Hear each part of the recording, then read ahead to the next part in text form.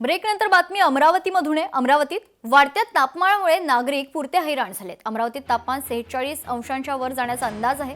पुढील 2 ते 3 दिवस असह्य उकाडा खरं तर राहणार असल्याचा हवामान विभागाचा अंदाज आहे। या संदर्भात आढावा घेतलाय लोकशाहीचे प्रतिनिधी सूरज दहाटे।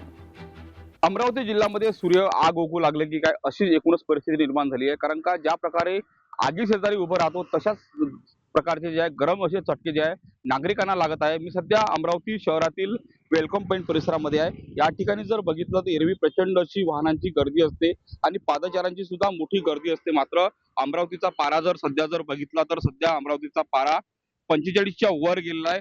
सकाळी जर पाहिले तर सकाळी ढगाळ वातावरण काहीसं होतं, मात्र दुपारनंतर जर बघितलं तर ढगाळ वातावरण पूर्णपणे निवडलेलं आहे आणि आता पुन्हा एकदा ऊन आता प्रचंड अशी वाळू लागली आहे। त्यामुळे अक्षरशः घामाच्या धारा ज्या आहे नागरिकांच्या शरीरातून वाहू लागलेल्या आहे। आरोग्य विभागाच्या वतीने वारंवार नागरिकांना आवाहन सुद्धा करण्यात आलेलं आहे की दुपारी 12 ते 4च्या वेळेस अत्यावश्यक काम असेलच तेव्हाच घराबाहेर पडा, अन्यथा घराबाहेर पडू नका, अशा एकूणच या ठिकाणी नागरिकांना सूचना देखील देण्यात आलेल्या आहेत। तर बघितलं गेलं तर सध्या अमरावतीचा पारा जर बघितला तर सध्या 45च्या वर आहे। त्यामुळे आगामी काळामध्ये जर पाहिलं तर आणखी पुन्हा एकदा तापमानामध्ये लक्षणीय वाढ होण्याची शक्यता आहे। त्यामुळे पारा जर पाहिलं तर 46च्या वर जाण्याचा अंदाज एकूणच हवामान खात्याच्या वतीने वर्तवण्यात आलेला आहे।